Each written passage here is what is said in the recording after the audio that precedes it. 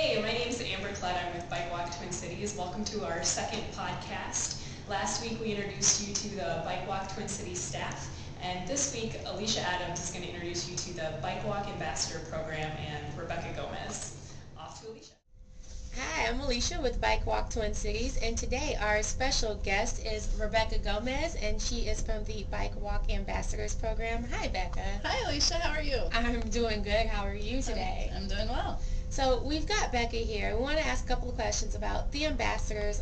So first off, who are the Bike Walk Ambassadors, and how did they come to be? The Bike Walk Ambassador Program is a program that's funded by Bike Walk Twin Cities. In 2007, the City of Minneapolis applied to Bike Walk Twin Cities to start an education and outreach program as part of the work that's being done here in the metro area. So we're a part of the City of Minneapolis. We work in public works, and we do education and outreach to get people to bike more and walk more and drive less. Great. As far as education and outreach goes, I know you guys are really involved with the Safe Routes to Schools program. Can you tell the audience a little bit about that? Yep. The youth outreach and the Safe Routes program is actually my specialty. So I work with the schools and other youth-serving organizations to develop programs, provide safety education, review some of their policies to see what can be done to get more of their students to bike and walk to their locations. So it's not just within the schools, but we work with parks and other community organizations. Pretty much any places the kids are going to, we're trying to get them to walk and bike there. That's absolutely great. And so when you're teaching these kids how to bike safely, what is actually a bike rodeo? I know you guys do those quite often. Yep. Well, our bike safety ranges, we do bike rodeos, which are special events. We've developed a program within Minneapolis Public Schools that relies on a number of partners. So we work with AAA, the police department, HCMC has a trauma outreach specialist that comes out, and we actually have stations where students in small groups can move through and learn about brain injury and why helmets are important. They can learn about pedestrian safety from the police. There's a brain injury simulation that they go through. And then we have, we usually teach kids about ABC quick checks and how to make sure their bikes are ready to ride. And then we'll have little obstacle courses they can go through to practice their handling skills so when they're out on riding they can be safe. Great. And now we do know it's winter here in Minnesota. The ground's a little icy. There's snow on the ground. I know you encourage people to continue biking during the winter. And so how would somebody go about that safely? Well, I think there are a few factors that prevent people from riding. The first obvious one is the temperature change we experience in Minnesota. And I do find that if it's something you do every day, you're prepared for the weather, you're kind of in tune with those small temperature drops.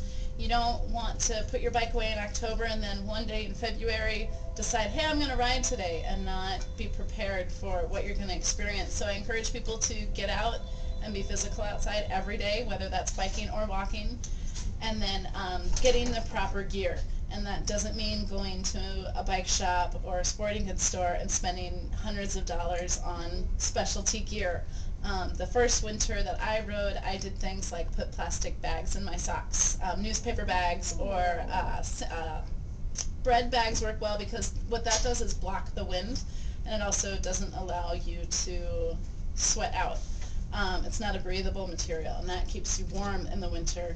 And it's also knowing your distances and dressing in layers. You know, typically I'd come to work very differently than I'm dressed now, and then I change once I get here. But I have big workman's gloves, and I wear lined pants, definitely good thermal underwear, hats. But cutting out the wind in the winter is one of the key things. Wow. Wow, way to stay warm in a recession. So I also understand I know for a fact, it gets dark really early here in Minnesota. How do you bike safely after dark? In Minnesota, with most normal commuters, it's dark on your way to work and your way home from work. So you have to be prepared in the morning.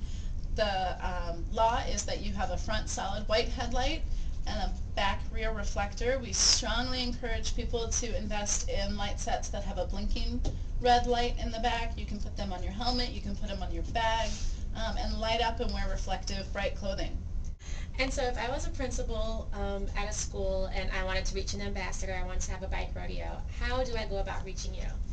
We have a link on the homepage on Bike Walk Twin Cities, so if you go to bikewalktwincities.org, you can click Ambassador, and there's a link there for Ask a Question. Alright, so I'm going to put Alicia through a brain injury simulation activity. This is a toolkit that I got from the trauma outreach specialist that I work with through HCMC.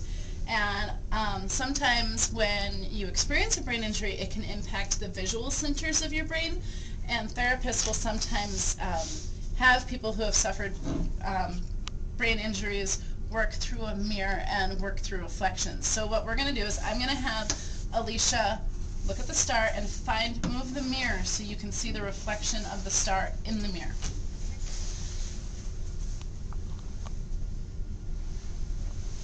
Okay, and you're going to take the pencil and you're going to put it right here. And I'm going to take this piece of paper so that she can't see the star, but you can still see the reflection, and I want you to trace that star. So it's a simple exercise. You know that if I move the piece of paper, you would be able to trace the star fairly easily, but now look at the mirror, look at the reflection. But you can see, I don't know if you can see on camera, but Alicia's already having kind of a hard time going through it. It's really hard to stay in the lines. You kind of get lost which way is up or down. And so questions that we'll ask kids during this is like, you know, do you do any crafts or any kind of art activities or things that are easy, relaxing? What do you like to do for fun, Alicia? Read. You like to read. So can you imagine how you would feel, the frustration you would feel if when you tried to read, the letters kind of moved around on the page and you knew words were there? Just like you know that you should be able to trace this star.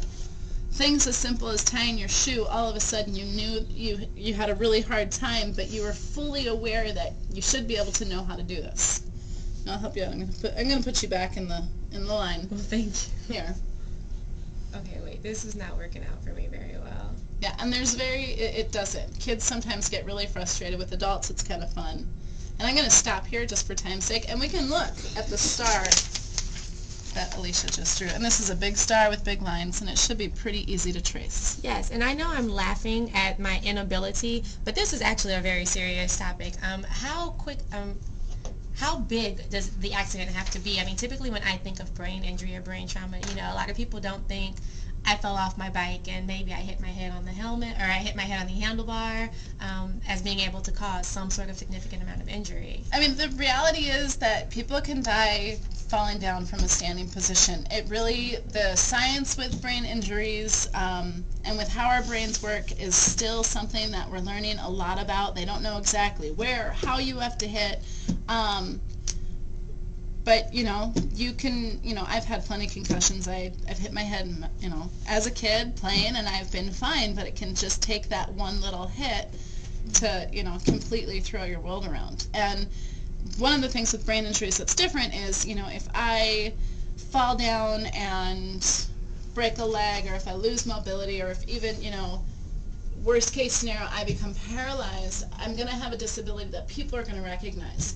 When you suffer a brain injury, they maybe do surgery, or, you have a gash, the scars heal, your hair grows back, and people don't necessarily recognize why you're having difficulty doing something, and it's not, there are just more barriers, I think, because it's not a disability that's readily recognized in interactions with other people.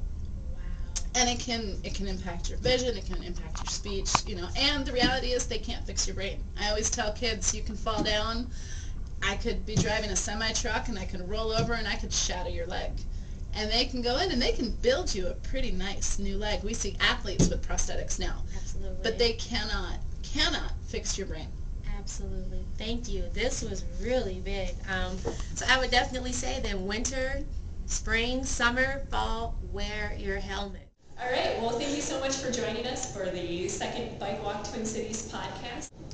Please be sure to join us next time when our guest will be Beth Pickney, and we will be discussing the Winter Carnival. Have a good one.